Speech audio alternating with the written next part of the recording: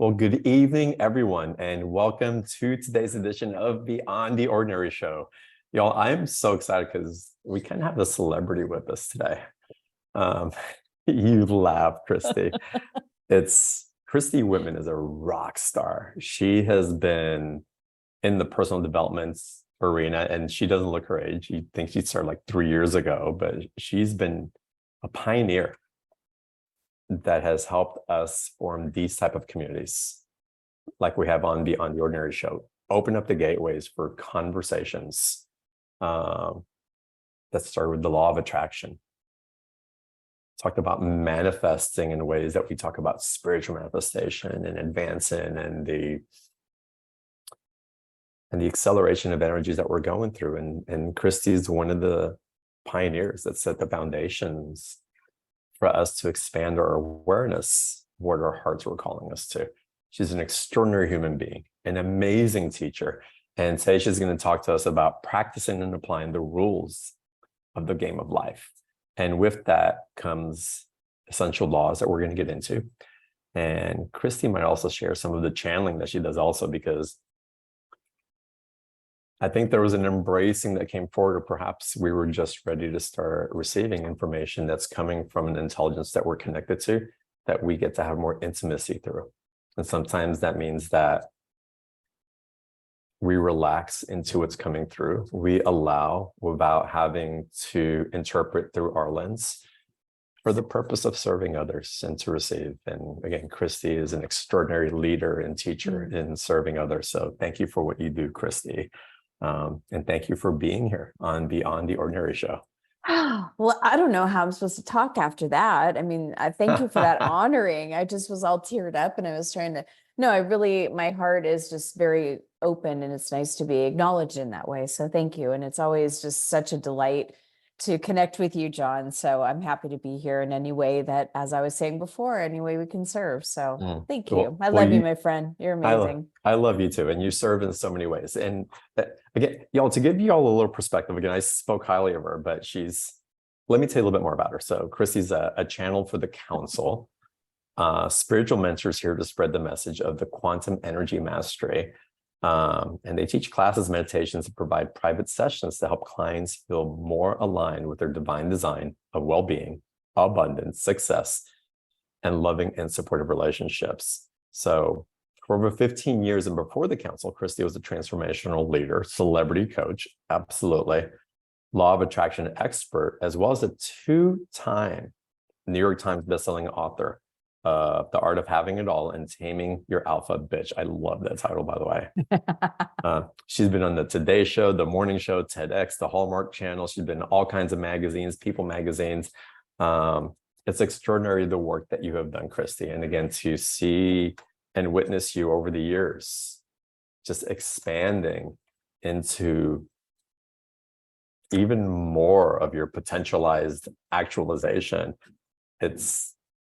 It just lets me know and encourages me that, God, it's like when we think we reach a certain pinnacle, that there's even more beyond that.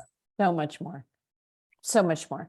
Yeah, it's funny because for me, it never, I'm really choked up. I'm very touched by, so thank you. It's been a journey and I've been doing this work personally, energy work, meditation, manifestation. I've been hungry, searching years and years ago for like, how do you manifest something? I remember the moment I had that question of like, is there a way to actually steps to manifest something? And then boom, all of the information, it started coming in like, pieces. And I was kind of putting it together and, kind of creating my own formula and, doing trial and error and all this stuff. And finally got to a place where it's like, yes, I know the manifestation formula and this is working for me. And then there was a whole nother level of growth and a whole nother level of leaning in and more to learn. And, it's kind of like equating it to, and council doesn't like this experience or this explanation because they say that most human beings don't appreciate school. but it's kind of like going through kindergarten, and then what you then learn in kindergarten, you then take into first grade, and yet you don't know what you don't know yet. And then you go into second grade. And, if you even think about math, right? Having to learn your basics of 1 + 1 = 2 before you can know how to do 2 + 2 = 4, right? It just all builds on each other, right? You can't get to algebra if you don't know the basics. Right. And just practicing and leaning in has just created this spiral upward. And it's created this spiral upward that continues to spiral upward. There's no end to it. There's no end to the expansion. And I'm always just astonished of how much more there is. So powerful. Well, in your expansion, I don't know if you gave yourself permission, because you must have been in tuned before, without a doubt. There had to have been, again, you don't get to be a two-time New York bestselling author teaching the law of attraction. I'll call it stumbling your way into the personal development arena and being such a guide for so many. But you've had to have the foundation of being able to tune in and then translating your ability to receive. Yes you and to share no. from It's interesting. okay. It's interesting you say that, because I mean, I would have intuitive hits when I was a kid. I do remember when I was very young, my godmother, she was just really so allowing, and she had cats and bunnies and things in her yard, and she had a beautiful like rose garden, and I would go over to try to check out the bunny, and I would sit there and have conversations with fairies. And I could see fairies. And then I would go, I was so excited because I was having these conversations with fairies. And I would tell my godmother, and she would be like, that's fantastic. And what did they say? And, she was just very much into like, well, tell me more. What else was your experience, and let me kind of share it. And then mom would come to pick me up, and I'd be like, I talked to fairies. And she'd be like, you're crazy. Stop talking like a crazy person. So it kind of shut that down. So I always had that. I remember in high school, I had some different goals, and I got the intuitive hit: write it down, place it under your bed, feel yourself already there. That was like, so I wrote it down. And one of them was, I wanted to be on the pom line, the pom-pom line, the dance line. Right. And so I wrote down when I was a freshman, all the things I wanted to do when I was in high school. And I just felt my way into it. When I moved, when I was leaving it to college, I found this piece of paper. On there it said, be captain of the pom line, which I was, voted Miss Congeniality, which I was, homecoming queen, which I was, right? And then under there it was like, lose 20 pounds, which it was funny because I was like, I didn't need to back then, but I still was at the same weight. So it was like, well, how come all that worked, but the losing 20 pounds didn't? So just my curiosity for goal setting, and that was there, right? But I didn't feel that I got my intuitive connection until I started meditating, until I really met my first meditation teacher that looked at me in the eyes and said, you create your own reality. And I was like, oh my gosh, I know that to be true, even though I never heard that before, because this is before the internet. Nobody I knew was reading channeling books or spiritual books or, anything like that. And so that was my awakening. And from that point, that's when things started to open up. And that's when it felt good to continue to open up to it, even though it might have felt strange, or yet it felt very familiar at the same time. And even though nobody else was around me, they'd be like, oh my God, there's her like energy talk again. Or, when I wrote my first book and all my friends and family got it, they were all like, okay, now she's talking about laws of the universe. So, but those laws changed my life, because it's like knowing the rules of the game. I mean, it literally, I equate it to, if you never, I equate it to when my son started playing soccer. I did not grow up with soccer. It was like football, baseball, basketball, right? And nobody I knew played soccer. And so when he started playing it, you know, the kids would be running, and then there's a point where it's called offsides, if you know soccer. And I Oh would yeah. be like, well, why are they calling it? You know, I wouldn't be able to play very well because I didn't know the rules of the game. I was just a spectator watching it and confused by the rules of the game, right? So it makes sense to know what the rules are to be able to play the game properly, right? Right. How successful are you at the game of, excuse me, I have an itchy nose, the game of life if you don't know the rules? And I feel like these 7 essential laws, for me, these 7 essential laws were like literally learning the rules of the game that made life more understandable. It made more sense and made me feel more intuitive and let me connect to my intuition and, you know, help me learn like really what's important to focus on. You know, is people pleasing everybody so that I belong? Is that really important? Or is focusing on my own inner feelings and connection, is that more important? Right? Is blaming others, my parents or the universe or God himself, for, you know, something that I didn't get or didn't want to have happen? Or is it feel more empowering to take personal responsibility and going, okay, what was my part in that? How can I shift this, learn from this so that I don't keep creating that, so I create something different in the future? I love that explanation of it. And when you talk about the 7 essential laws and the way that you're describing some of it, it almost reminds me, it's got a tinge of familiarity, like with the 4 agreements, but I know you, there's something profound that comes up through it. How did you come up with the 7 essential laws, and then how are you translating it to people now? Can you give us an overview? Yeah, so for me, it was many years ago. I was so hungry. I just wanted to learn. And anybody that was talking about energy or manifestation or, you know, anything that was about attracting or abundance. And I just remember like this law that I learned on law of attraction, like I learned from Abraham Hicks back in the early, what was it? I learned it back in the, I want to say it was the late 90s, like 96. And I would go to a workshop and there'd be like 40 people in a room, like that kind of back then. You know, when I would go and get books that were on manifesting. I mean, it was like literally going into a bookstore into the very, very, very back of the section where it's almost like the witchcraft and the, you Yeah. know, that kind of Yeah. stuff, right? I was there too. Yeah. Yeah, yeah. So probably saw each other. Um, yeah, Mhm. you know, it was before the internet. It was before you could go, what is law of attraction? Have a gazillion things pop up, right?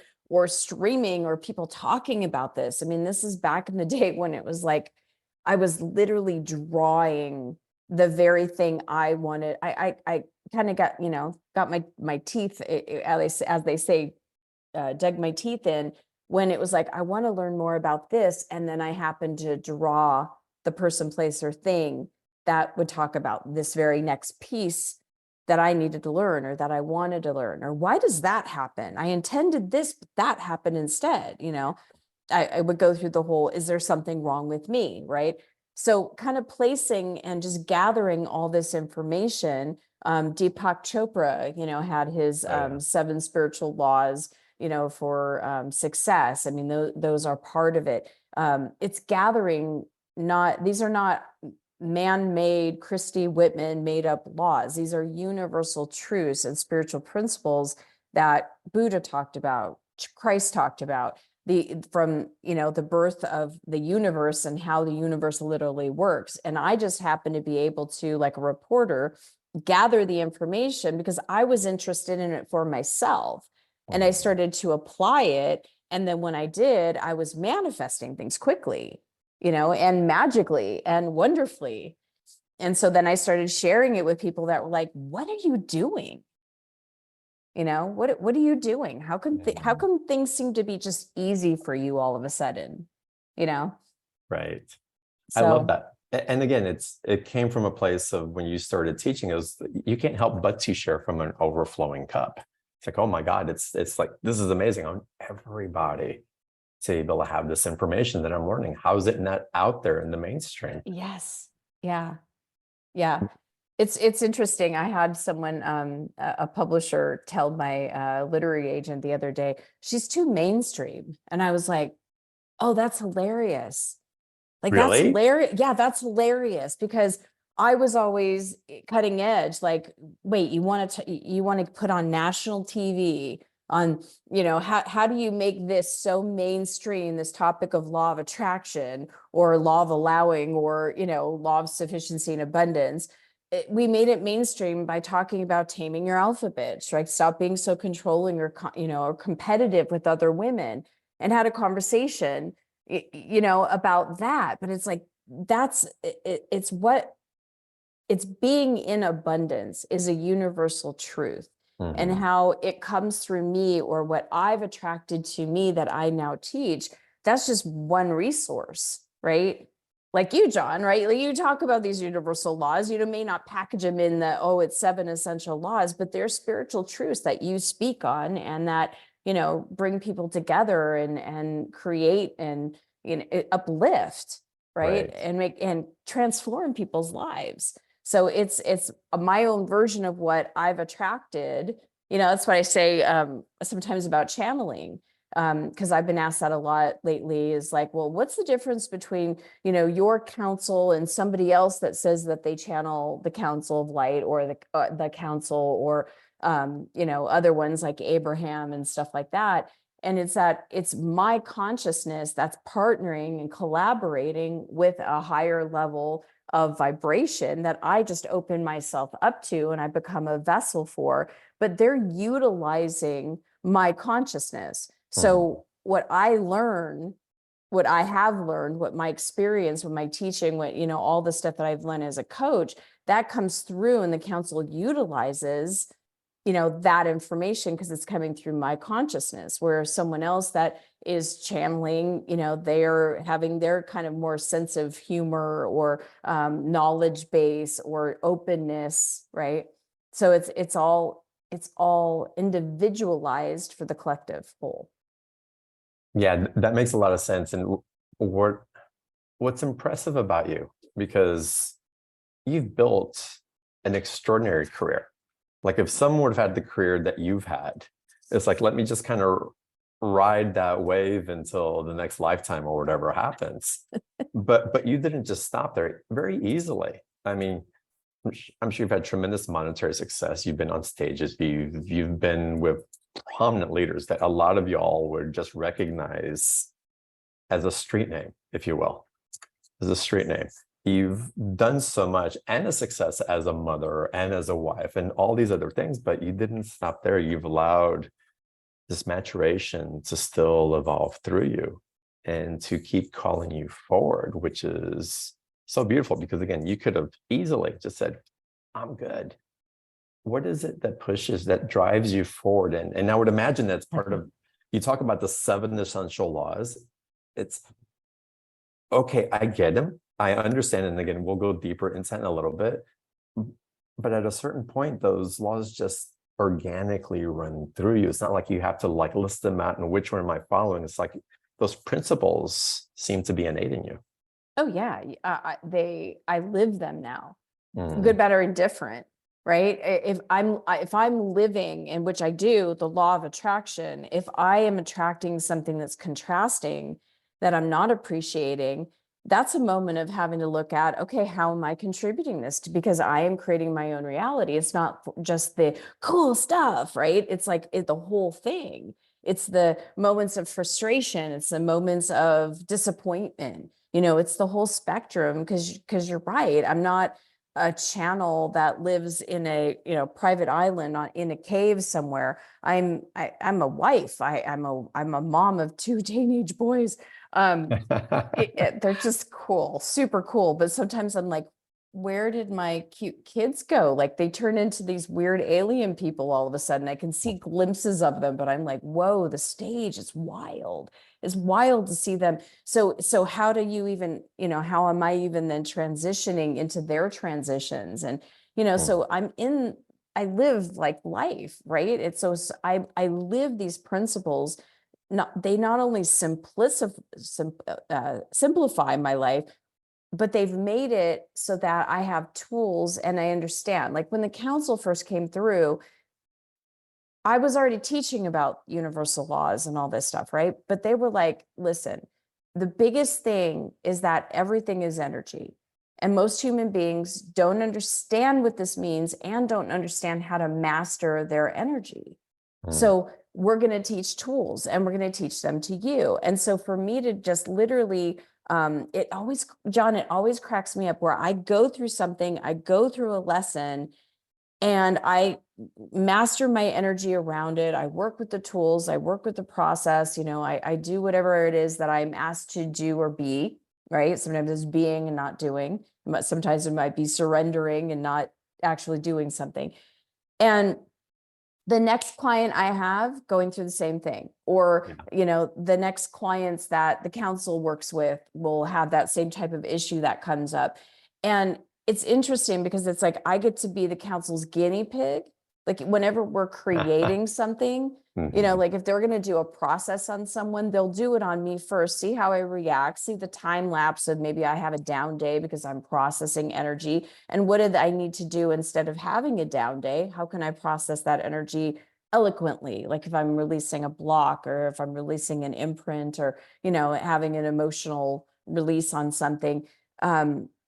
They like watch me and see how I process it as a human being so that they can teach it by tweaking it and mastering it and even growing further, you know, creating new techniques or processes or metaphors that will teach that so many people can understand so we can master our energy. So it's fun in that way. So, but you asked me like, what drives me? That drives me.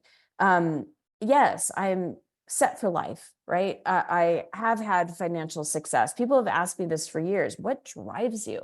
And it's interesting because it's like, for me, it's not a drive. It's a calling. You know, it's the difference between being motivated and I got to do more and accomplish more and succeed more, because there was that early on, you know, very type A personality kind of thing. But now it's because it's like, it feels so, it just, there's nothing more delicious for me and fulfilling when I have a client say, oh my God, that totally shifted. Or I see a client acting differently, or I see a client finally get something where they then, you know, drop the weight, or they attract the partner, or, you know, they're like, you've changed my life, even though I didn't change their life, they changed their lives, I helped them. But that feeling of like, wow, I love that. What I just did made a difference, right? It created impact. I just did something good, and that we all want to do something good and we all want to feel good. It's our nature. So that's what drives me. That's what calls me forward. Well, the beauty of what you're speaking, the universal principles, these 7 essential laws, it's like, okay, you're met where you are. And okay, there's discordant energies and discordant fields and things that want to come up for refinement and beautiful. But as you live them, it's not about fixing things anymore or looking for the things that are preventing you from getting somewhere. For me, it's being in relationship with an aspect of divinity that we just couldn't see because of these other acculturated programs that were there. And we're getting to the point that because we can have these conversations. Christy, when you were looking at Abraham Hicks on the bookshelves and going to the 40 people meetings, you couldn't say the word meditation on television. No. The advertisers would go away. Yeah. You couldn't say Christ consciousness on anything. You'd be banned from everything as a celebrity or as an aspiring celebrity. So to be able to rise through all this, to be a pioneer, to normalize these conversations and to make them accessible, it's in living that there's this beauty of becoming where we get to be in relationship with aspects of ourselves that we always knew were there, but we didn't quite know how to communicate with them. And look at what you're doing. Yeah, look at what you're doing. Again, you've gone from making it very normal. It's like, let's put these words in a way that it can be acceptable so that we don't get banned, to today where publicist is telling you you're too normal. It was like, I'm my too God, mainstream. I'm my like, God. I'm mainstream woo because I'm like, I'm like, I'm not, I'm woo and I'm mainstream. So I'm like, I'm not one or the other. I'm too mainstream for the woo and I'm too woo for the mainstream, right? So there's this beautiful place where I fit in where it's like both worlds. And it's funny because John, you and I think this is so normal now. It's like it's the normal community that we're in, but it's hilarious because I'm in part of a little Pilates community. And as I've just, been working out and stuff like that, there'll be a dog or there'll be, the owner or the owner's daughter, or someone that needs some type of healing or the other Pilates instructor. So I'm like, here, let me work on you. And they're always like, what are you doing? You're not even touching me. And, like when the woman that owns the Pilates studio, she's a friend of mine. She's like, pulled out my back, and I'm like, get on the Cadillac and let me just do I didn't touch her. I just started doing energy work on it. I said, when, started asking questions. When did it start hurting you? What were you thinking at the time? What was happening to you emotionally? And we started talking about it. I gave her some different things to do, moving energy around. And she stood up and was like expecting it to hurt, and stood up and it doesn't hurt. Oh my God, I can move. Right. So these kind of conversations are now happening. And even today, there's a little dog named Molly, and this guy's Phil, just like a macho older guy, right? And he brings this dog Molly in, and all the girls are just crazy over this cute little Shih Tzu. And she said, one of the girls said to me today, oh, Molly's not feeling well. So I walked up to Phil and I go, do you want me to work on Molly? And he goes, what do you mean work on her? And I said, do some energy work. And he goes, you and that crazy energy work, you're going to put some voodoo magic into my dog, and I could just see the resistance. And I'm like, I'm not used to that because I've normalized like the people that I have in my life, right? I'm not used to that resistance. So we still have a long way to go. And that's why, it's like, it's important for all of us that feel that calling, whether it's to be a coach or to be a healer, or to, to be open to be a channel, or to, to be a teacher, to be a speaker, to take that calling, because there's more of us that need to spread that light, to follow that call to be a light worker that you are. Yeah. And I know you do coaching certifications. You do so much to ignite people potential that it's impressive how you show up. Thank you. Thank you. Christy, should we talk about the 7 essential laws, or should we talk more about how we can apply them in our life? Both. I mean, you got to know both. I mean, yeah. So these laws, again, right? Like I say, they're the rules of the game. They're not something that Christy Whitman made up, and like they're Christy Whitman's laws, and they're universal laws. Like one of them's law of attraction. Some people call it the law of vibration. Some other people call it the law of cause and effect. What you send out, it comes back.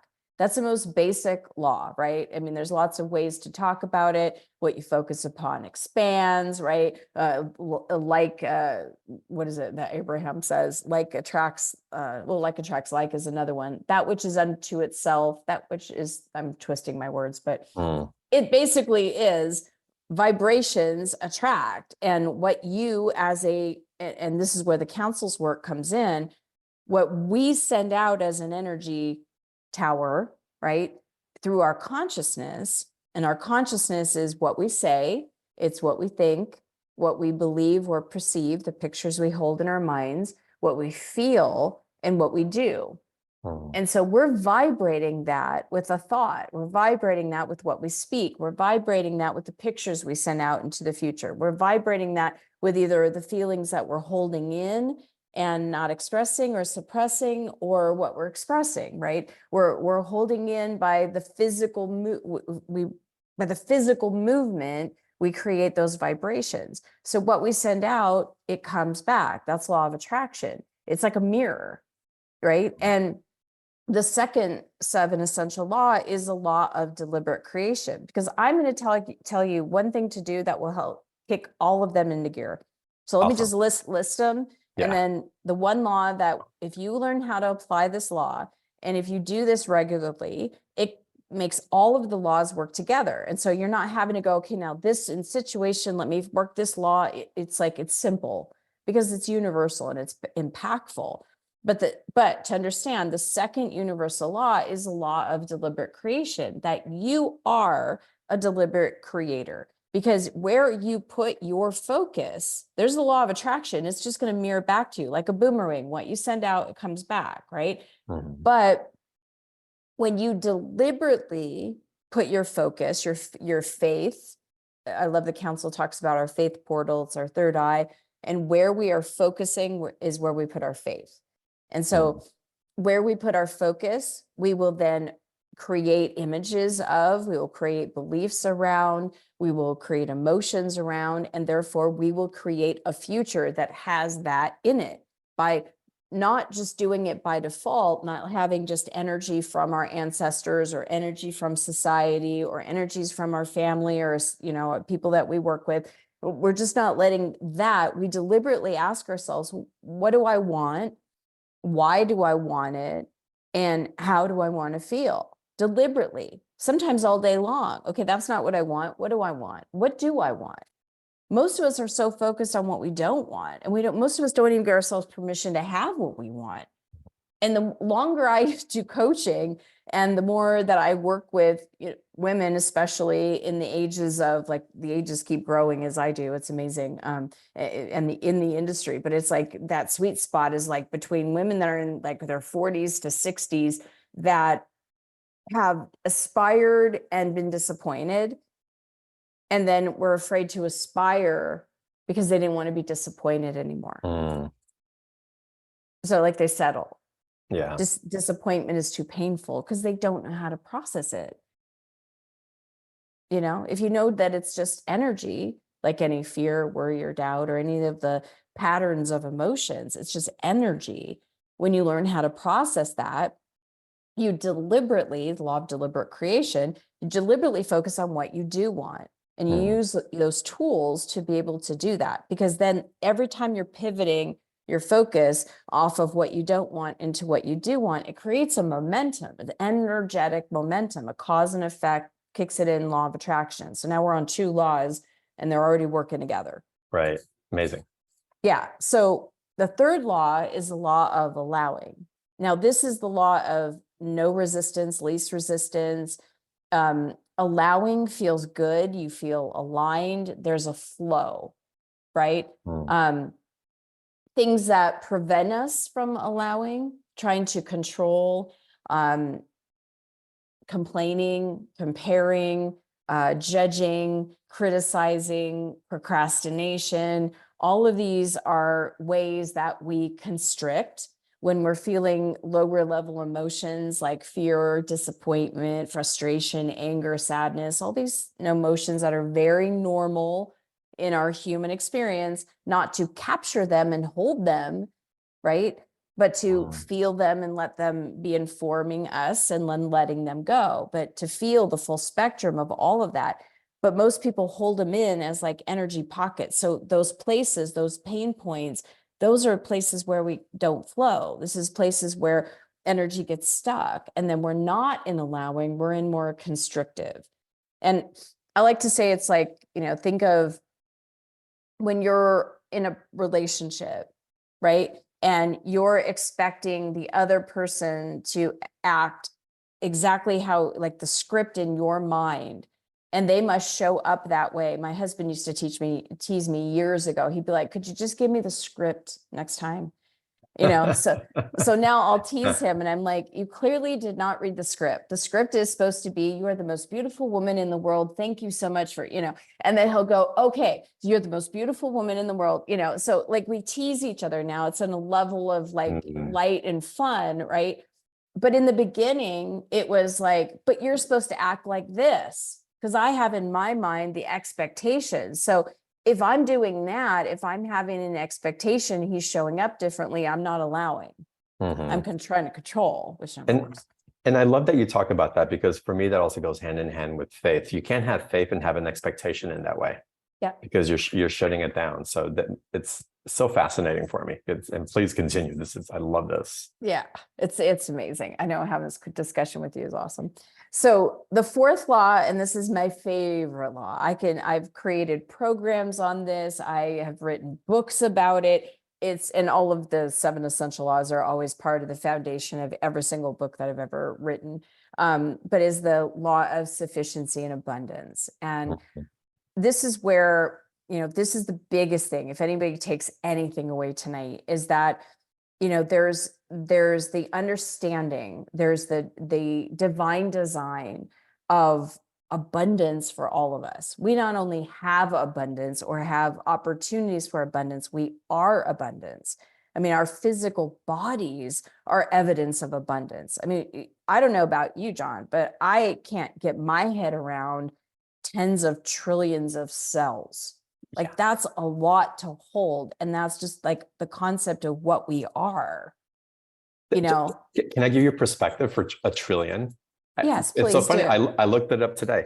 I asked Siri today, how many years 1 trillion seconds are? 1,000 trillion seconds is 31. Oh, there she goes. That's 1,000. That's 1,000 trillion. 1 trillion seconds. Way to go, Siri. Right on Right? cue. It was 95,000 years. Wow. Seconds. So 1 trillion cells in our body. It's crazy. I just had to put out that fact because for some random reason, I looked that up today. Well, now you know why. That's so funny. Why. But even that, I mean, just to, it's like, whoa. I mean, just that, the fact that all the stuff that is happening, you and I have been talking, others have been watching, listening, probably multitasking, driving, eating, drinking, doing the laundry, doing the dishes, whatever. And all this stuff is going on in our bodies. How many times a day does our heart beat and our blood just pulsate through us? And I mean, our thoughts think, and just all of this stuff, the digestion and the kidneys, I mean, just everything that's happening. I'm glad we don't have to worry about any of that because, that's a lot. And it's all in symphony. Yes. It's all in harmony and in symphony with each other and designed to be that way. And when it gets out of disharmony, right, it's because we have some kind of mental or emotional distress or imprint, because if we would let that stuff go, and I've seen it over and over, and that's why you ask why I'm driven by this, because I love the evidence of watching somebody literally play with light, release their emotions, and become a different person. Like they're a more sparkly version of themselves, right? So it's just amazing. So we are abundant. There's evidence of it. And the universe that we live in, if you look at, people are like, oh, we have a water shortage. Go to the ocean and look at all the water all over the world. I mean, there is so much water. There's so much water. It is an abundance amount that there are species of fish and life down in the ocean and miles and miles and miles of ocean that have never even been touched or looked at or discovered or any of that. That's abundant. Like all the stars in the sky. I live in Arizona now, and we live like up on this mountain. Last night I went out and I was taking my dog for a walk, and I was looked up, and the stars were just incredible, right? I mean, just even a lawn, how many blades of grass are in a lawn, or at the beach, how many, there's evidence of abundance. But if we're focused on the not enoughness, because what we focus on expands, the not enoughness, or what I like to call lack or scarcity, it always feels bad. And that's how you know you're in it. Because it doesn't matter how you define feeling bad. It's like, this is the kind of bucket of, I don't feel good, I feel bad, right? It could be, I feel sad and despair, all the way to grief, to I'm bored, right? To all the ranges of anger, disappointment, irritation, frustration, all of that. That all comes from a perspective, a mindset, a focus on not enough, on lack. And then there's the second bucket, which this isn't just the law of abundance, it's the law of sufficiency and abundance. So the second bucket is, I'm okay. It's this moment, okay, it's enough. I have air, I can breathe, right? I've got food I can eat, or I've got food in my belly. I've got a roof over my head, good clothes on my body, got a blanket. I've got, right? It's enough. There's a satisfaction. There's a contentment. It's okay. I'm not over the moon about this, but I'll be okay, right? That's the second bucket. And that's where, like, the council talks about compassion. Compassion is a neutralizing energy. It takes you out of that lack, feeling bad, into this place where you're in neutrality, where peace, harmony, right?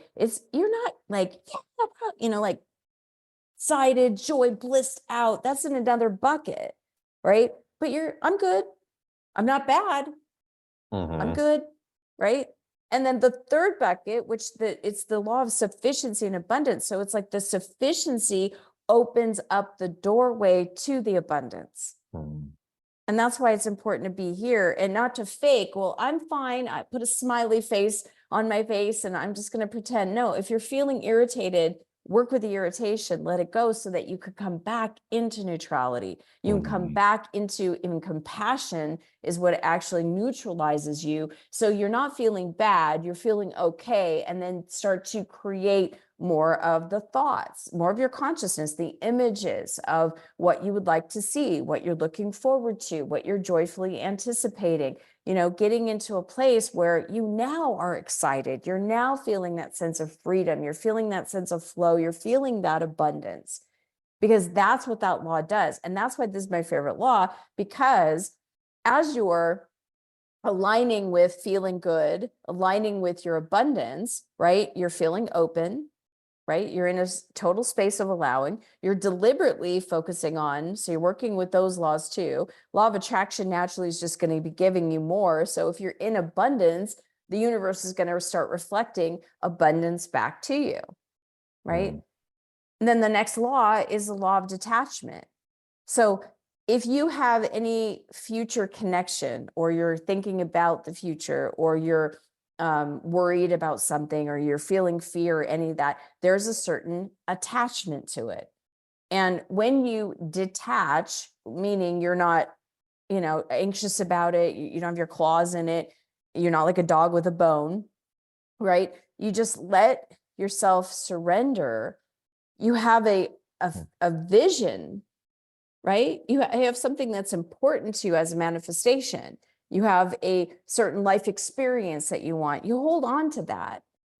But it's the who, the where, the what, the how, all of the details of this, that if we're feeling anxious about something, then we're slowing the process, right? We're not in that space of allowing. We're too attached. We're in almost like we're in that space of lack, because we're clawing at it instead of feeling that, well, the universe is going to provide, and I'm going to go also take the action that I'm inspired to take, right? In this partnership with the universe. So there's a level of detachment. And then there's a level there. The other law is the law of potentiality, that not only is this an abundant universe, and that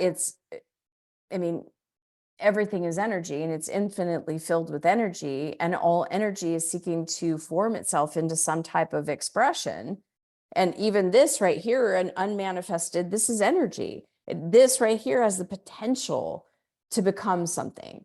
And as each individual person thinks differently and receives differently and has different talents and skills, when we partner with that energy of pure potentiality, it then forms and partners with us so that we can create it into existence. So if we have an idea, if we have a desire, that idea exists already. It's already here in potential, right? It's like if someone's wanting to attract more money, you don't have to go print more money. The money already exists in the universe. If you're wanting to attract a partner, you don't have to wait for someone to get pregnant and then they get born and then they grow up. That person's already here, right? That place you want to travel to, God doesn't have to create a whole nother universe so you can go magically go to that place already exists. It's all here. It's all abundant. The potential for anything already exists. And so there's nothing we could ever want that we don't have the potential to be able to create. And the universe has the ability to deliver it. Right. I love this, Christy. So simple, and the formula is there. And there's an aspect of our nervous system that's like, breathe into it and attune. And let me get back to, step 1 again. And okay, step 2. And okay, let me start feeling step 3. And there's a refinement into it. And again, it becomes so natural in you. Again, It's a flow. Yeah, you're so elegant in that flow. And so many of y'all here from BTO, one example that this applies to so beautifully. And I don't know if you've thought about it or not, but so many of y'all, I wish I can connect to my guides or to my channel. If I had that, I wouldn't feel so alone, or these other things that I want would come in. It's just, but in all these aspects, Christy, even including connecting with our guides in whichever way we may be attuned to receive them. It's just such a beautiful ceremony through these laws to invite in. I'm crying. You're in tears. The relationship of divinity that we want to experience. And money is an aspect of divinity. Health is an aspect of divinity. Intimate love with a beloved is an aspect of divinity. Connecting with our guides is an aspect of divinity. And what you're outlining here for me is, how do we have a relationship with that divinity that already exists within us? And how do we attune to it so that we may be open to receiving, which is one of the biggest initiations I believe we all go through.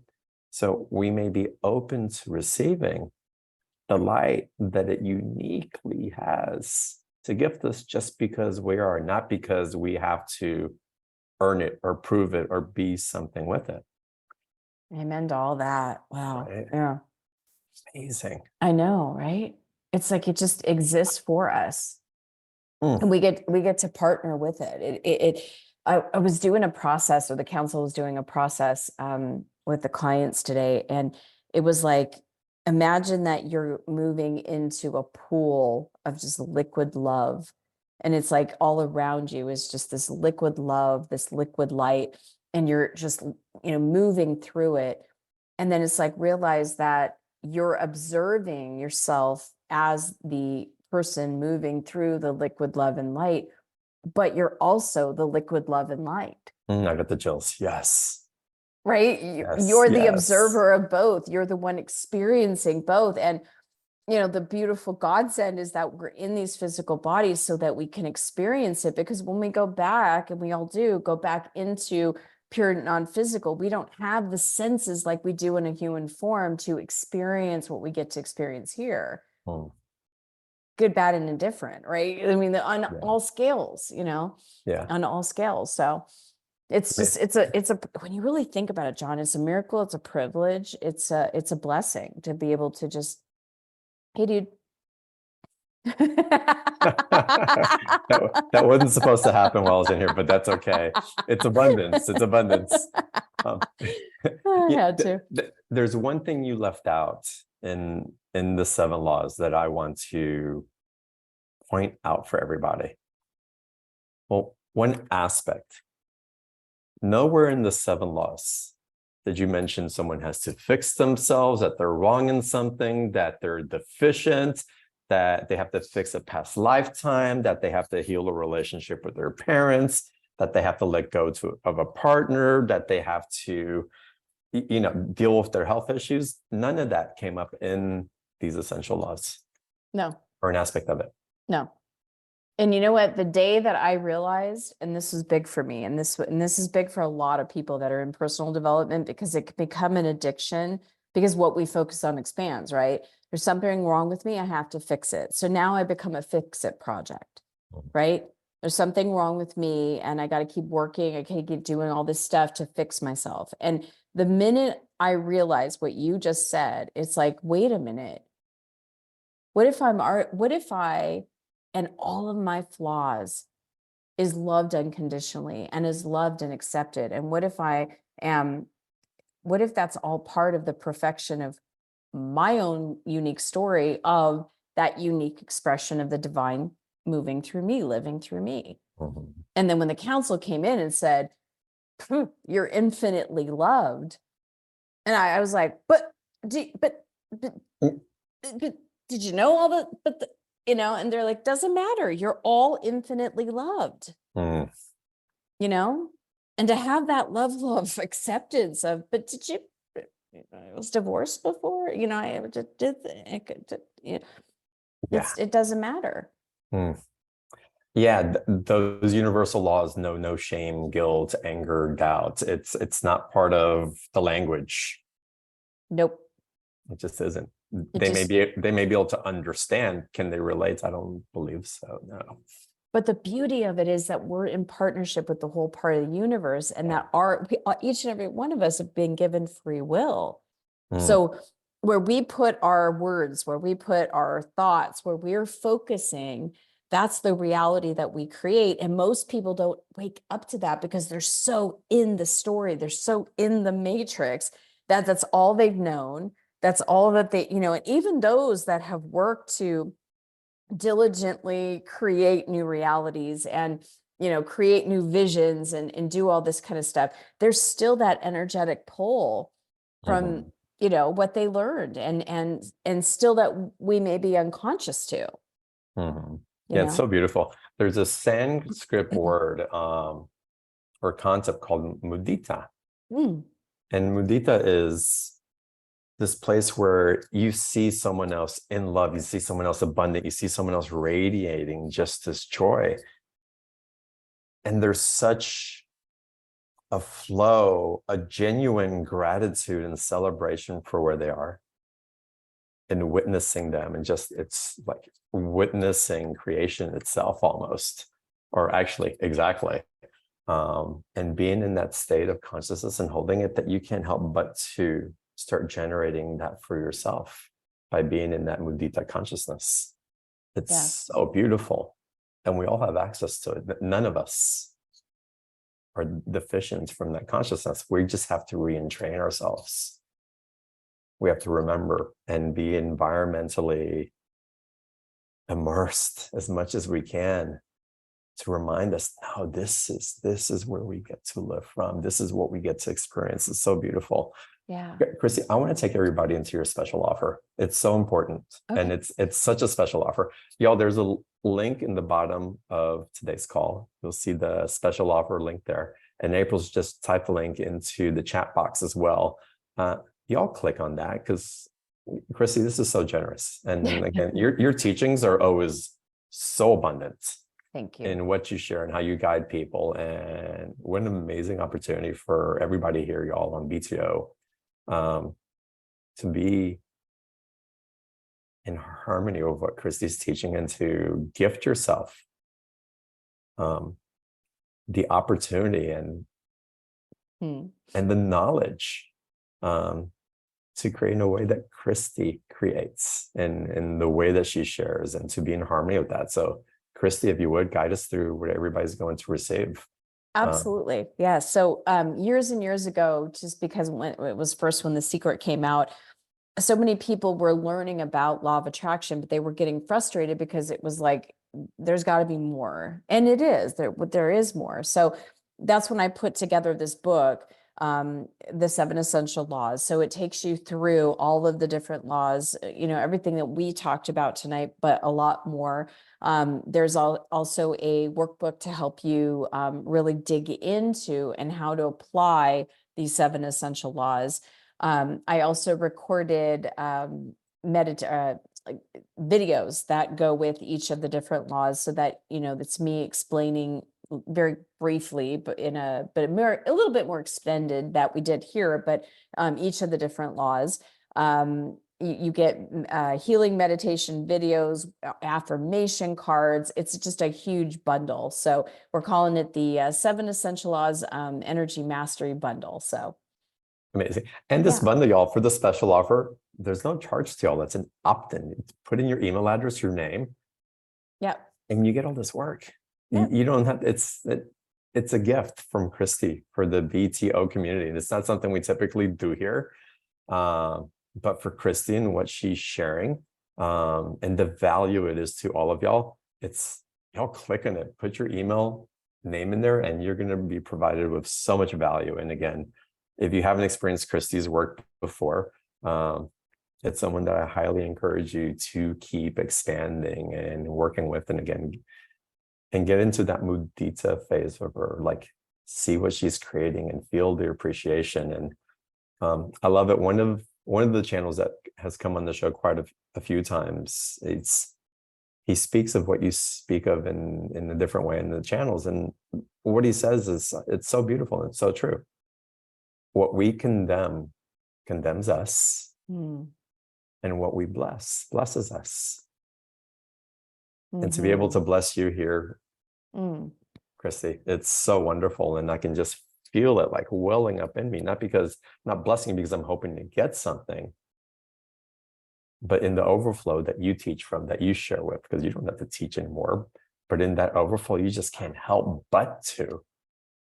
It's like this, it's not even a thought, it's not a want, it's just is. Yeah. And from that place, I just feel that we really start living. It's like, wow, that's what life is supposed to feel like. That's why during this conversation, I just, your energy is just, I've cried, like I've teared, I've released, and it's a joy release. It's not like oh, I'm sad. It's just I've teared up today and felt my heart expand and allowed in your beautiful words and honoring, of me. And that's where it's just a flow of, it's like I give out, but then it's like, wow, I get to receive that back in. So it is, as one of my teachers said, it's giving from the saucer, not the cup. It's like you're so filled and it's coming over that you're literally giving from the saucers because you feel so fulfilled within yourself. And that's, that it's how we're designed. And so it's actually feels good to get back into that space of alignment because it's how we're created. Well, don't you find from that space though, that you're having perhaps a greater awareness? I was going to call it deeper, but I have to call it a greater awareness of your relationship with divinity. And I'll call it divinity because for me, it's even beyond God. It's like my concept of what I believe God is expanding in so many different ways. Well, yeah. I mean, the council was saying the other day that human beings cannot understand that which is not human. And another way of saying it is this idea of this God thing, right? That, that idea that whether we thought of it as a man on a cloud, with a checkbook or check marks, are you good or bad? Kind of like Santa Claus, right? Or whatever the idea, the concept, the mental picture that we have of this thing called God, the pearly gates. And, it's a human trying to understand or make sense of something that is unexplainable from a human mind. It is way beyond what the human mind can understand. So it needs to humanize. And that's why sometimes people feel like the council talks about our stadium of light. Imagine this, each of us have our own. If you've ever been to a baseball stadium or a soccer or football stadium, it's like, all of us have this entire stadium that's there cheering us on. That's there supporting us. Every row, every seat is filled, right? And they're all cheering us on.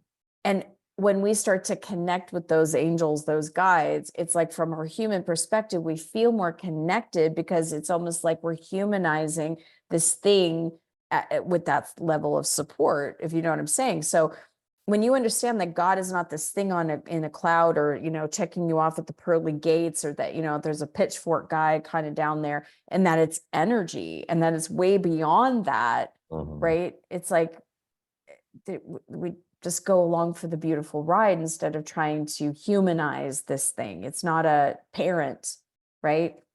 I love that. Yeah, again, it's so beautiful.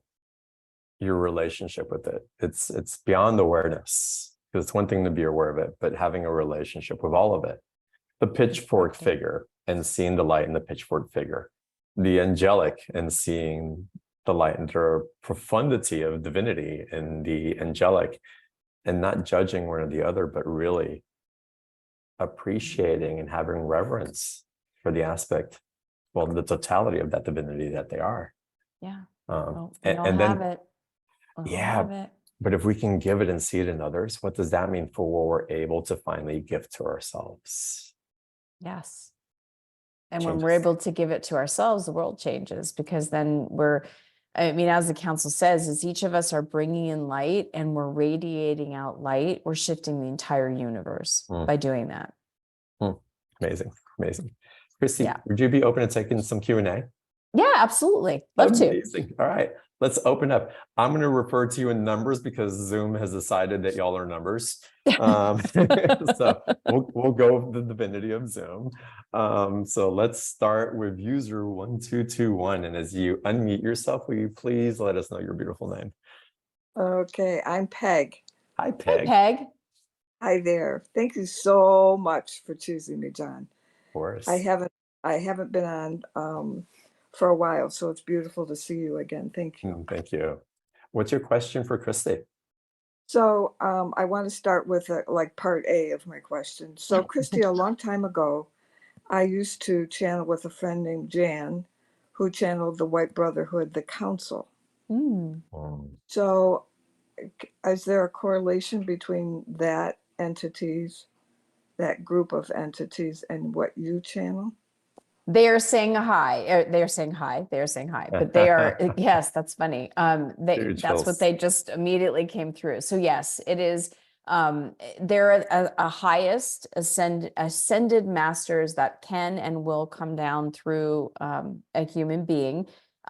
They have been a touch point with human beings and have for many years. I remember when I first met Marie Diamond, one of the times I saw her in person, she walked into the room and was like, "You're channeling the council." And I was like, "How do you know that?" And she said, "Because I used to, back in the 70s, she was channeling the council." And so they do move from, who's willing and who's willing, because sometimes people they open and then they go, "Oh God," and then they shut down. So then they move Right. along to who's willing. So yes, and they say hi.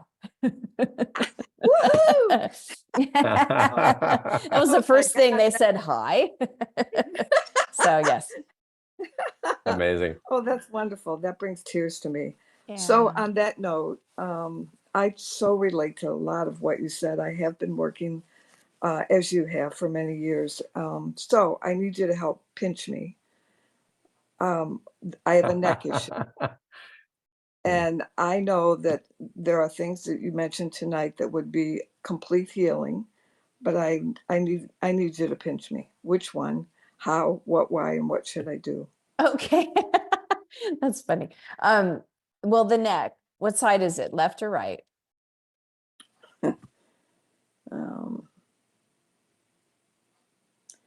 I don't know how to answer that because it's the whole thing. Okay. So it's both. Like when you think about the neck, right? The neck represents being flexible, being open, and there's another aspect of it where the neck represents the pain in the neck, right? So you can sometimes think about, I have a pain in the neck. And if, for example, if it's the right side, I might go, okay, who's the pain in the neck, or who am I resisting that I might be thinking is a pain in the neck? And that person can pop up and then I can go, that person just irritated me, right? So when you started having this pain, what was happening in your life? I had a car accident. Well, there you go. Okay. So what was happening right before the car accident in your life? In my life, or in that moment when I was in the car? In your life, like what was happening? What would be the general sense of what you were feeling around that time before you had the accident? I was making a big transition, to learning how to homeschool my children when it was not popular to homeschool. Okay. So you were kind of sticking your neck out. Yes. Yeah. Yeah. Okay. So thinking of that, that just really came in through the council. Because when you're sticking your neck out, doing something different, and they're also saying something about a hanging. That's a past life issue. Yes, Yeah. I'm aware of that. Okay. So so go down into your belly, where your emotions are. I'm gonna just bring them in really quick. Hmm.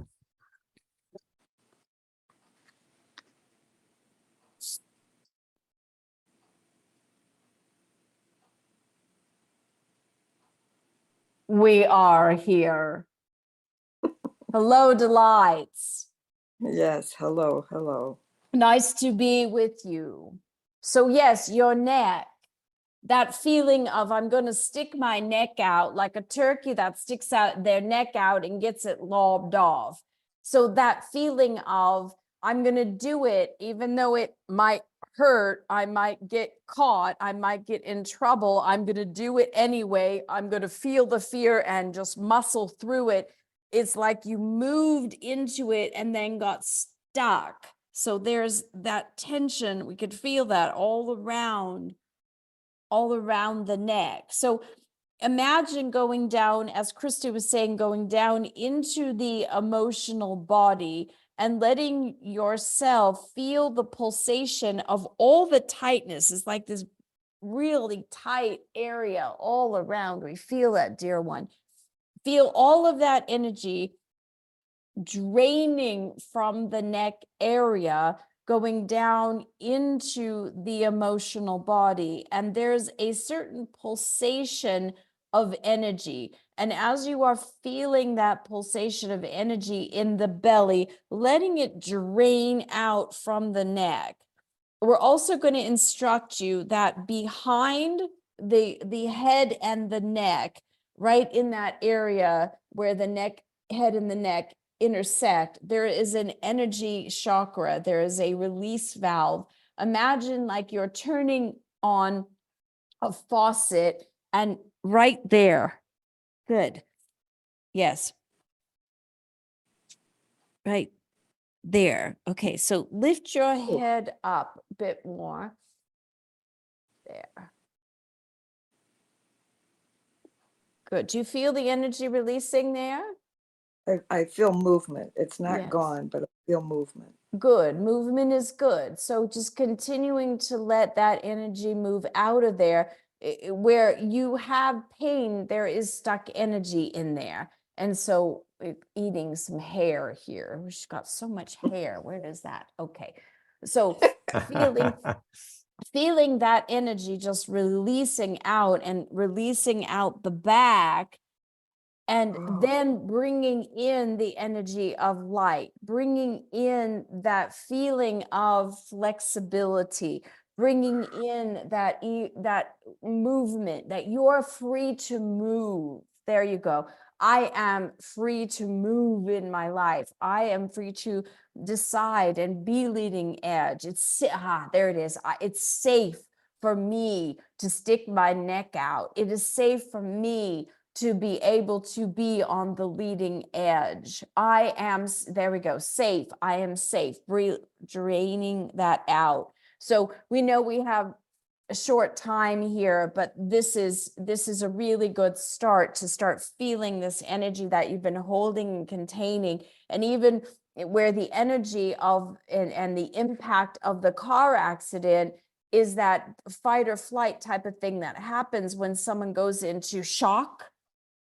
And then there's the holding of it. So just letting even your nerves and your system that got into that shock mode, just let all of that.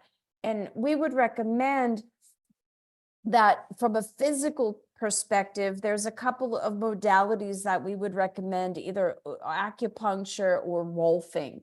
That would be really good from a physical sense, that as you're letting this energy release out, then giving the physical that release within the neck. Either one of those would be really good for the physical. Thank you so very much. Indeed. I love. Thank you for coming in, and thank you for confirming also that connection to the Great White Brotherhood, that Melchizedek energy. It's very prominent for me as well. So it's wonderful to feel it in resonance as we get to have a relationship through Christy, through you, and through all of us that are connected to those aspects of the light as well. Indeed. Our familiarity of this, so wonderful. Let's go to another caller. Let's go now to user 123. Welcome to the call. And what is your name and what is your question for the council now? And let's get you to unmute your microphone, please. Is it me? Thank you so much, John. No, it's not. It's somebody else. But we'll try to come back to you if we have a minute. Yes, user 123. Greetings. Thank It's you hard so to much, know. John. Thank you, Christy. Hello, J1. Yes, it's you with the white sweatshirt on, short hair. Yes. Yes, welcome. What is your question Yeah. for the council? Hi, I'm Mary Elaine. I've been in healthcare over 45 years. I'm a coach, and my block is finding, and I have much abundance, wonderful abundance and gratitude in my life, and yet the financial abundance has come to a halt, and I'm not sure how or why to kind of open myself up to the next wondrous thing in my life. Well, let's start with the abundance has come to a halt, because in the universe that you all exist in, there is no stopping the flow of abundance. Right. It is the breath you breathe, it is the oxygen that you take in, it is every aspect of abundance. And then there is the financial. And so there is a well, let's just say what we're seeing, a couple of wonky beliefs on helping people and giving out your value.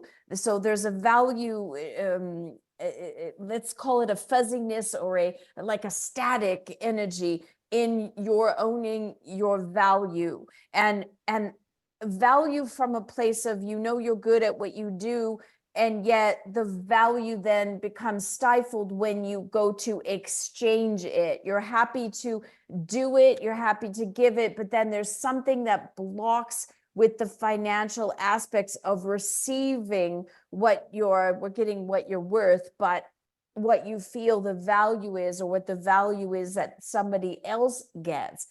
And we see this a lot, especially with coaches, especially with people that are in the service industry like yourself, and that have come from spiritual backgrounds or religious even backgrounds, where when you think of someone that's in service and that they're giving, like a nun or a priest or someone like that, or even a what do they call that, a monk, they're in service to give, they're in service of helping people change their lives. And that is usually the first imprint that most people see, is that those people usually are not the ones that are having financial abundance. Monks don't have investment accounts and mansions and multiple homes, or they have their cup of rice, they eat it and they're satisfied, and then they know that they're going to get a cup of rice again. They live in monasteries, all these type of things. So as we're speaking this up, we can see the different pictures. And so the first imprint as a human being is, can I be in the energy financially of abundance and have no struggle to be able to serve and to be provided for? And so that is just some static stuff going on there. But is the focus, let's just look at the focus energetically, if we're looking at you quickly, is you've got a lot of focus on what's going out, and instead of what's coming in. So from a energetic perspective, it's a lot of got to pay that, and there's more airtime on what you got to pay and who you got to pay by when, and what you're going to need to be able to live and to have that, and so do you see how the energy is going out in what almost like a flow out of money? Yes. Yes. So energetically, feel as if you've turned on the faucet. Like the flow had stopped. Okay, we'll just turn the faucet back on and feel, and let yourself feel what it feels like to have unexpected openings coming in, and income, and unexpected people wanting to hire you as a coach or whatever it is. But start to feel the flow so that you're not just focusing on out, out, out. Remember, everything is a rhythm. And it's like, if you are, we're just going to kind of make it funny for a second, but when your energy is all about out, out, out, out, out, like in finances, for example, could be relationships. What can I give?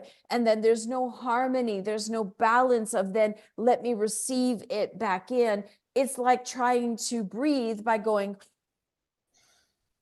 right? You got to breathe in and then you breathe out. That's the rhythm. So the energy of I receive in and feel what that feels like, and then I easily give out. I pay for and grateful for the fact I get to pay for the roof over my head, or the air conditioning, or the heat, or the gas for my car. I receive in, and then I graciously give that out. And then I do of value. I receive in my gifts and my own value that I then give out. And then I receive the exchange, whether it's from a company or from companies or from individual human beings, but the flow, the avenues are infinite. No one is your source other than your divine source, which is infinite, but it never stops the flow. Right. Beautiful. I'd like to share, and I think this is so essential. And y'all, I'm going back to the 7 essential laws and law 1. And by the way, click on the special offer, because the special offer, you get the essential laws. You get all this from Christy for free. But the first essential law, the law of attraction. Finances and the law for attraction, my why around finances, my law of attraction, I discovered was I needed to feel safe. And if I was creating money because I needed to feel safe, then I was attracting it from a lack of safety. And if I'm in a lack of safety, I can only get it so I can lose it again. So what's your why? What's your attraction mechanism? Why you want more abundance? For me, it's like, well, God, I just want to feel safe. I didn't have that as a child. I felt unstable. I needed it in different ways. Like, I want to create abundance because I don't feel safe. But if I don't feel safe, it can't really stay, because it's going to leave just as fast as it left when I was a child. I was safe for a minute, then I wasn't. I was safe for a minute, then I wasn't. In and out, in and out, in and out. And I could never accumulate that safety. I always had to give out so that I can earn safety, but then I would deplete myself and the safety would go away. Brilliant. And so the why of why I wanted financial abundance, again, step 1 of those essential laws. So beautiful. Thank you. Beautiful. Really Thank good. you so much for sharing. Thank you, Council. Thank you, Indeed. Christy. Yeah, Indeed. beautiful. Thank you, John. Yeah, thank you. Wow, this is so powerful. Council, thank you so much for coming in. We are Yes. always happy to be invited to the party, dear one. We'd be happy to come back whenever you would like us.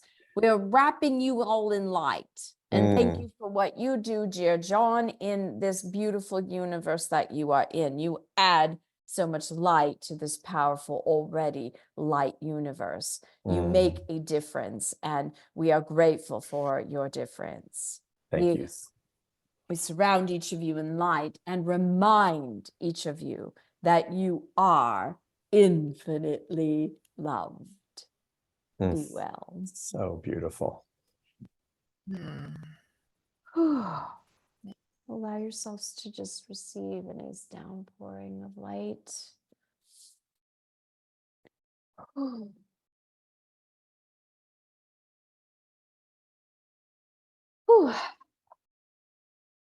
How do you feel After, after? like right Yeah, now, I feel energized. I feel light.